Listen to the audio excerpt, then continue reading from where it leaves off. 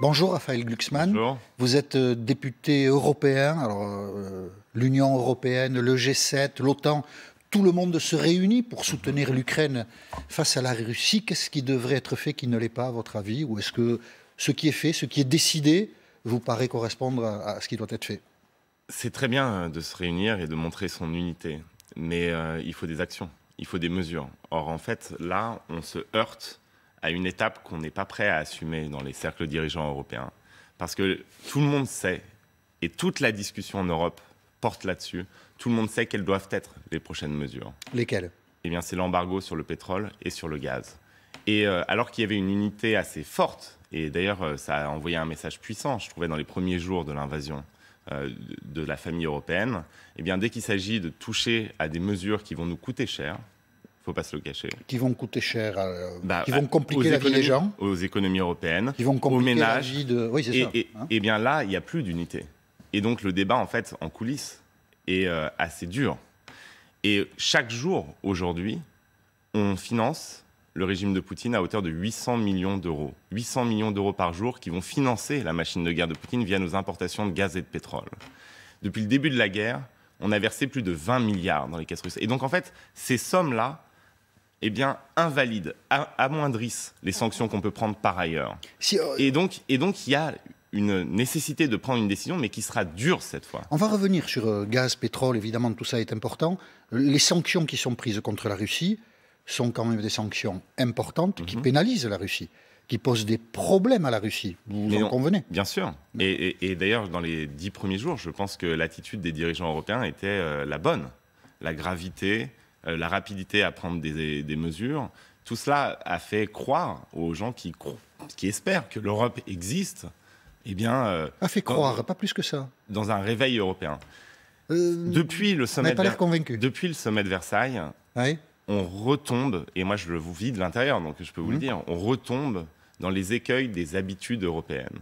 C'est-à-dire que chaque dirigeant européen va essayer de préserver son secteur.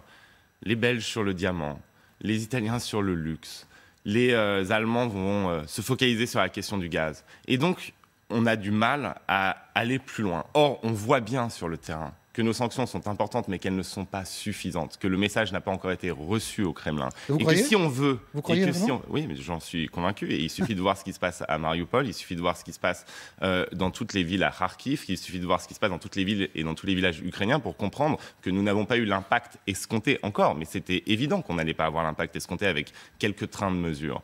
Et donc, il y a désormais un débat qui est un débat beaucoup plus difficile. Et c'est maintenant qu'on va voir si l'Europe se réveille. Parce qu'en fait, le réveil, ça suppose d'être prêt à payer un prix pour la liberté qu'on prétend défendre et pour la paix sur le continent européen. Et ces mesures, elles sont faisables. Elles sont faisables, on va voir. Il faut faire comme les Américains. On n'importe plus de pétrole russe, mais les Américains... C'est plus facile pour eux. C'est assez facile. Nous, est-ce que vous évaluez les conséquences que cela aurait, par exemple, en France, si on n'importe plus d'énergie de la Russie? Ça veut dire que les prix vont considérablement grimper, d'une part. Donc ça pénalise tout le monde de manière importante. Et puis, d'autre part, il y a des pénuries, peut-être. Non. Est-ce qu'on évalue... Ou alors, si on diversifie les sources, on va vers qui? Vous pensez bien que la Commission européenne a établi des plans sur ce type de décision. Donc, il n'y aura pas de pénurie. On a 6 mois de réserve. Donc, il n'y aura pas du tout de pénurie immédiate. On a 6 mois de réserve. Donc, l'enjeu principal, et c'est un enjeu majeur, c'est la hausse massive des prix si on prend ce type de décision. Et ça fait 2 ans. 2 ans qu'on assume d'avoir arrêté l'économie mondiale en combattant un virus.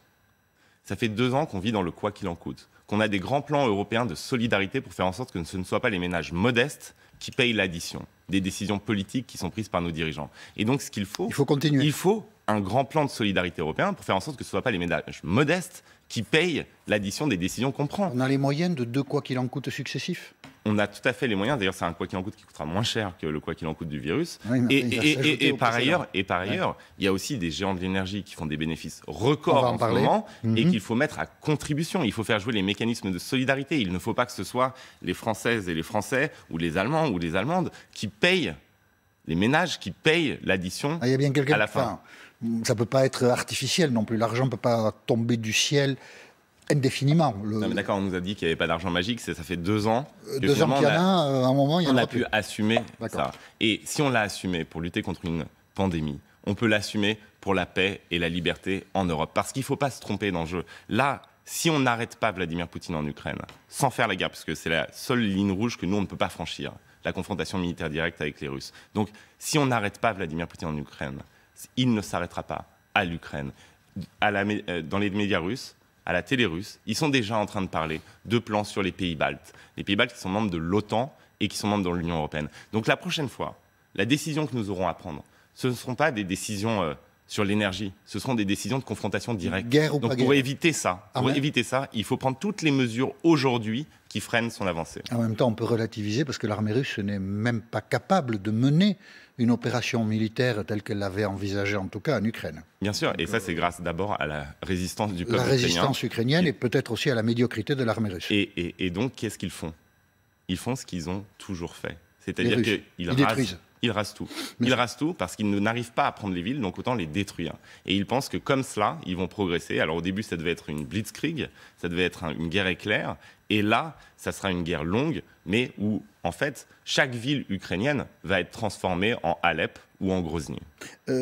Pour rester sur l'énergie, on imagine qu'en Europe, ce qui freine le plus pour un embargo, ce sont les Allemands.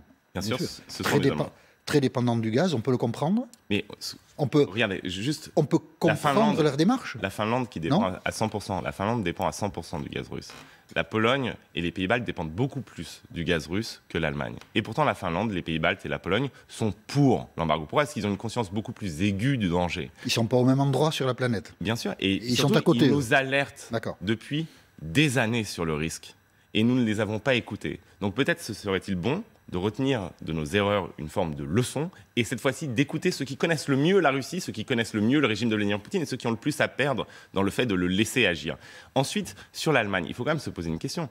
Les choix énergétiques de l'Allemagne, qui ont conduit l'Europe, et l'Allemagne d'abord, et l'Europe dans son ensemble, à la dépendance vis-à-vis du gaz russe, ces choix énergétiques ont été pris par des gens qui, depuis le chancelier Gerhard Schröder jusqu'à Marion Scheller, la responsable des politiques énergétiques au ministère de l'économie allemand pendant des années, eh bien, ces gens-là, aujourd'hui, travaillent pour Gazprom.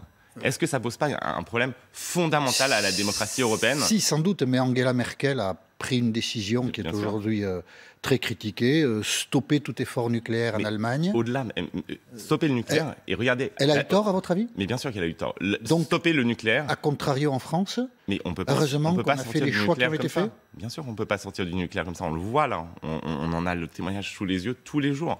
Et non seulement ils sont sortis du nucléaire, mais en plus ils ont refusé de développer toute forme de terminal méthanier pour le gaz naturel liquéfié. Ça veut dire qu'en fait, le choix qui a été pris, c'est non seulement de se tourner vers le gaz, mais c'est de se tourner quasi exclusivement vers le gaz russe et les tubes, les gazoducs qui nous viennent de Russie. Vous faites un lien avec l'influence de certains anciens élus. Mais bien sûr, en fait, moi je préside la commission du Parlement européen sur les ingérences étrangères. Pendant 18 mois, on a enquêté sur le niveau de pénétration de la Russie, de la Chine aussi et d'autres pays, mais de la Russie notamment et en particulier dans les élites européennes. Et là, on a un cas d'école. C'est-à-dire que les gens qui vont prendre des décisions qui ensuite auront un impact sur tout le continent européen, ces gens-là vont travailler pour les intérêts étrangers qui sont servis par leurs décisions. Donc ça, c'est vraiment un exemple même de trahison des élites européennes. Et il faut sortir de cela. Et il faut un virage à 180 degrés. Mais vous savez, ce qui me rend optimiste, c'est que les opinions publiques y sont prêtes. Plus que 55% des Allemands sont pour un bannissement immédiat des importations de gaz et de pétrole. Ce sont les leaders européens qui sont pas prêts. Sans peut-être en mesurer tout à fait les conséquences, parce que c'est un saut dans l'inconnu, mais on verra bien. Peut-être qu'eux savent aussi l'impact que ça a sur leur vie et qu'ils sont prêts à payer le prix, à condition que les dirigeants européens expliquent comment on peut s'en sortir et dévoilent un plan qui permette que ce ne soit pas les ménages qui assument le prix de ces décisions qui sont nécessaires. La Russie a été moins performante, puisque vous avez enquêté là-dessus, pour pénétrer les élites françaises, qu'elles ne l'ont été pour pénétrer les élites allemandes? Il y a eu un impact moins fort sur les choix politiques qui ont été faits. Après, il y a eu une pénétration qui était réelle. Vous avez vu le cas de M. Fillon, mais ce n'est pas un cas isolé.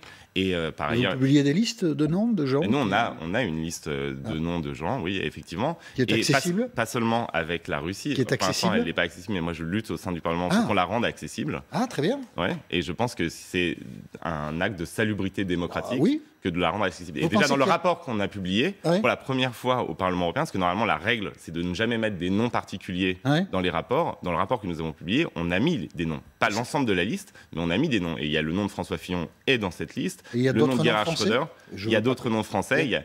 Et dans notre liste, ce rapport est accessible? Bien sûr. Et vous savez, c'est pas seulement la Russie, parce que là, tout d'un coup, on se rend compte à quel point c'est un niveau de trahison élevé. Mais par exemple, tous ceux-là qui sont allés travailler pour Huawei, pour les entreprises chinoises liées au Parti communiste chinois, quand il y aura un conflit dans le détroit de Taïwan, eh bien, on se rendra compte, oh, mon Dieu, nos élites sont parties travailler pour des intérêts étrangers hostiles. Mais c'est une pratique aujourd'hui, en fait, nos élites sont une forme de marché et des dirigeants russes, des dirigeants qataris, des dirigeants chinois viennent faire leur marché et achètent des gens qui sont dépositaires des secrets de nos États. Et est-ce que vous vous rendez compte du niveau d'irresponsabilité de nos démocraties qui ont laissé une telle pénétration s'opérer? Donc à un moment, si on dit que c'est le retour du tragique dans l'histoire et que c'est le retour de la guerre en Europe, eh bien il faut prendre des mesures beaucoup plus fermes, beaucoup plus drastiques pour préserver nos démocraties. On regardera donc votre rapport. Revenons en France, Total devrait arrêter tout de suite ces importations d'énergie? Bien sûr. Total devrait arrêter non seulement ses importations d'énergie, mais ses investissements en Russie. Le fonctionnement, ils ont stoppé les nouveaux investissements, mais ils devraient arrêter de travailler. Et M. Pouyanné devrait rompre les liens, le PDG de Total, qui sont extrêmement forts entre lui et M. Timchenko, qui est un oligarque le plus proche de Poutine, qui est sur la liste des sanctions européennes depuis 2014. Il préside, M. Pouyanné, le Conseil économique de la Chambre de commerce franco-russe avec M. Timchenko. Ils sont en duo. Et ils ont organisé une conférence dernièrement, vous savez, il y a quelques jours. Vous savez quel était le titre? Les opportunités économiques et financières ouvertes par la nouvelle donne géopolitique. Donc comment faire du fric dans la nouvelle situation qui est la guerre et l'invasion de l'Ukraine. Il y a quelques jours avant la guerre, j'imagine. Non. Quelques jours après la guerre. C'est aussi cynique alors comme. C'est pour le moins cynique. Comme on peut aussi dire. Réunion. Et on peut aussi dire que non seulement c'est cynique, mais qu'en plus ça entre en contradiction directe avec la position de l'État français. Et quand on dit les mots qu'a prononcé Emmanuel Macron sur le retour du tragique et sur le retour de la guerre, eh bien on repense la manière dont fonctionnent nos cités. Et désormais, la puissance publique doit imposer aux intérêts particuliers des normes qui sont fondées sur le respect de notre politique publique. L'intérêt général doit à nouveau primer sur les intérêts particuliers. Et tant que le président de la République ne se fait pas respecter de gens comme M. Pouyanné, eh bien, il y a fort peu de chances qu'on arrive à convaincre les Allemands de faire l'embargo sur le pétrole et le gaz, et il y a fort peu de chances que Vladimir Poutine nous prenne au sérieux. Où s'est déroulée cette conférence ? Elle s'est déroulée en ligne. En ligne, d'accord. Et notamment à Moscou. Total complice de crimes de guerre, dit Yannick Jadot. Il a totalement raison. Qu'est-ce que c'est d'autre que d'être complice de la machine de guerre de Vladimir Poutine et des crimes de guerre de Vladimir Poutine que de poursuivre le financement du Kremlin, de poursuivre le financement du régime russe, alors même que nous essayons, nous, États européens, d'imposer des sanctions à ce régime. C'est aussi être complice que de continuer les liens avec l'oligarchie, le système de Vladimir Poutine. Donc Vladimir Poutine peut compter sur la complicité de M. Pouyanné et d'autres grands dirigeants économiques européens qui font du lobbying dans les institutions européennes pour que nous ne prenions pas des sanctions dures à l'égard de Vladimir Poutine. Donc il est complice et il est ambassadeur des intérêts de la Russie au sein du débat européen. Lui et d'autres. Et donc, Yannick Jadot a eu parfaitement raison de le dire, et la procédure Bayon de procès en diffamation qui lui a intenté est absolument scandaleuse. Voilà, puisque Total a annoncé sa volonté, je ne sais pas si ça a été fait, de déposer plainte contre Yannick Jadot. Par ailleurs, moi, je m'étonne qu'il n'y ait pas une plus forte solidarité autour du candidat écologiste sur cette question-là à la présidentielle, parce que tous ceux qui nous promettent qu'ils veulent faire la transformation écologique, s'ils ne sont pas capables d'affronter Total sur une situation aussi claire que sa présence en Russie, je doute fortement qu'il soit capable par ailleurs, J'entends ce que vous dites, mais il y a une contradiction. Si on se prive de ces énergies fossiles-là, il ne faudra pas sortir du nucléaire comme le souhaitent certains. Et notamment... ça, c'est ma grande différence. Moi, je pense que la priorité ne doit absolument pas être la sortie du nucléaire. Effort de défense, puisque vous êtes député européen, au fond, l'OTAN fait le travail. Alors, pas besoin d'une armée européenne qui sera une usine à gaz formidable. Monsieur Apathy, Dans 2 ans, il y a des élections aux États-Unis. Oui. Est-ce que vous pensez que c'est rationnel pour l'Europe de jouer son avenir et sa sécurité tous les 4 ans sur le vote des électeurs du Michigan? Moi, je ne connais pas les électeurs du Michigan. Ils ne sont pas européens. Et donc là, parce qu'on a assumé que toujours notre défense et notre sécurité seraient d'abord assumées par les États-Unis d'Amérique, eh bien, on se retrouve dépendant du vote des électeurs du Michigan tous les 4 ans pour savoir si on sera protégé ou pas. Moi, je pense que c'est une situation complètement irrationnelle et extrêmement dangereuse. On peut présumer que les intérêts économiques des États-Unis feront que les États-Unis, contrairement à ce qu'on peut dire quelquefois, ne se désintéresseront jamais de l'Europe. Quand on touche aux intérêts vitaux et à la sécurité des Européens, je ne présume rien. Donc, moi, je veux que les Européens soient capables, en partenariat avec les États-Unis s'il le faut, mais soient capables de se défendre eux-mêmes. Et ensuite, on noue des alliances, mais on ne peut pas dépendre d'un allié.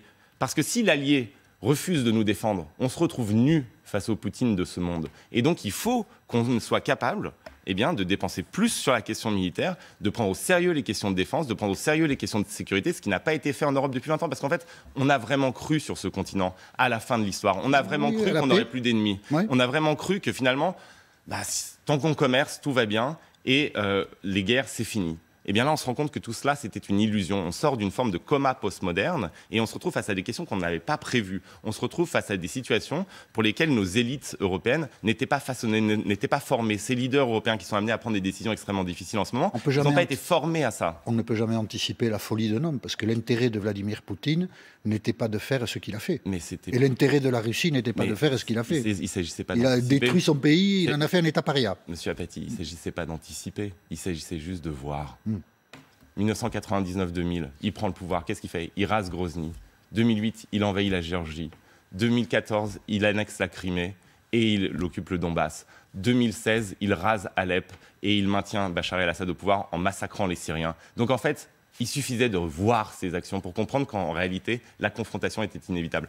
Et il suffisait d'allumer la télé russe. Il suffisait de lire Douguin, il suffisait de lire Surkov, il suffisait de lire tous les conseillers de Vladimir Poutine qui annonçaient cette confrontation. Okay. On n'a jamais voulu les voir. Et les gens comme moi qui allaient voir, les diplomates et les analystes, on leur disait « Mais vous êtes des Cassandres, vous êtes vraiment trop romantiques, c'est parce que vous êtes trop proches de ces peuples qui ont voulu se libérer. » À la veille de l'invasion de l'Ukraine, il y avait très peu de gens qui pensaient qu'il ferait ce qu'il a fait. Et à part Joe Biden, personne ne disait « il va envahir l'Ukraine ». Mais en fait, donc... Il y a quand même un irrationnel très fort chez Poutine, non? On est d'accord ou pas? Moi, je ne sais pas. Je ne sais pas si c'est irrationnel ou si c'est rationnel. Je ne suis pas psychologue, je ne sais pas s'il est fou ou si c'est une stratégie. Ce que je sais, c'est qu'il veut le rapport de force avec nous. Et que, qu'il soit fou ou qu'il ne le soit pas, de nous est exigée exactement la même attitude. C'est-à-dire la fermeté. C'est-à-dire la fin des compromissions et des aveuglements. Donc, si on retient la leçon, vous dites, personne n'avait prévu. Mais si on retient la leçon de ça, ça veut dire que maintenant, il faut se préparer au pire, non? Ça veut dire que quand... des conseillers de Vladimir Poutine expliquent que la prochaine étape, c'est la Lettonie, il ne faut pas écarter ça d'un revers de la main. Parce qu'en fait, finalement, quand ils disent quelque chose, ces dirigeants fascistes, eh bien, ils pensent ce qu'ils disent. Donc, on retient de cette conversation, de cette interview sur l'Ukraine, qu'il faut un embargo sur les produits énergétiques venant de Russie, et vous avez été... toutes les mesures sauf la guerre. Total. Je voudrais profiter des 2 dernières minutes qui nous restent pour évoquer avec vous la Corse, puisque vous êtes député européen. Vous avez été choqué que le drapeau soit mis en berne à Ajaccio pour je suis la mort d'Ivan Colonna? Je suis choqué par la faillite de l'État. Les drapeaux en berne. Et je vais vous dire, et je suis choqué par les drapeaux en berne. D'accord. Parce que je pense qu'un assassin de préfet, on ne met pas les drapeaux en berne et on ne l'héroïse pas. Donc voilà, je suis choqué parce que c'est impossible qu'un État comme la France ne protège pas ses prisonniers et laisse un djihadiste tuer un prisonnier. Mais on ne va pas transformer, parce qu'il y a une faillite de l'État français, Ivan Colonna en héros. C'est ce qui se fait. On verra l'enterrement à Cargèse à 15h, mais il y aura sans doute beaucoup de monde. Et j'avais une dernière question. C'était celle-là qui m'intéressait, en fait, puisque vous êtes député européen. L'autonomie de la Corse, vous savez ce que ça veut dire et vous pensez que c'est une bonne chose d'imaginer une autonomie de la Corse? Moi, je pense qu'il y a une possibilité tout à fait à imaginer l'autonomie de la Corse et que la France peut tout à fait envisager des solutions qui permettent beaucoup plus d'autonomie et de liberté à la Corse. Mais attention à ne pas le faire juste dans le rush des manifestations et de peser le pour et le contre. Mais moi, je veux dire, je ne vais pas avoir une position définitive sur la question de l'autonomie de la Corse. Il y a assez de politiques qui font semblant de connaître dans les détails les dossiers qu'ils ne maîtrisent absolument pas pour que j'arrive chez vous sans avoir vu l'offre, sans avoir entendu le contenu des négociations et que je vous dise C'est une catastrophe, tout ça, parce que Emmanuel Macron l'a décidé. Les indépendantistes corses ont un autre discours. Ils disent, nous, ce qu'on voudrait, c'est être membre à part entière, mais de manière indépendante de l'Europe. Alors, je ne pense pas que ce soit le discours de M. Simeoni, par exemple. C'est-à-dire que c'est les... Pas tout à fait, mais enfin... Il y a une très très faible minorité des Corses qui veulent l'indépendance de la Corse. Par contre, la question de l'autonomie, je pense que c'est une question sérieuse, que l'État français, plein de fois, a raté des opportunités de pouvoir pousser ce dossier-là. Mais moi, vous n'avez pas une expertise. Ma seule promesse en rentrant en politique, c'était de ne pas me transformer en commentateur qui présente tout savoir. Donc je ne sais pas quels sont le contenu des négociations, je ne sais pas quelle est l'offre sur la question de l'autonomie. Donc je ne vais pas arriver devant vous en disant « Monsieur Apathy, c'est un scandale ». D'accord. Très bien. Merci Raphaël Glucksmann d'avoir accepté l'invitation d'LCI. Je rappelle, je ne sais pas si ça va prospérer ou pas, que vous avez dans un rapport établi la liste des gens qui en France ont pu favoriser. Elle est non exhaustive, d'accord. Oui, mais notamment en France, des gens qui ont pu aider l'État russe à pénétrer les élites de ce pays. À gauche, à droite, tout le monde... Donc on regardera ce rapport. Merci d'avoir accepté l'invitation d'LCI. Et maintenant la météo avec Ange Noiret.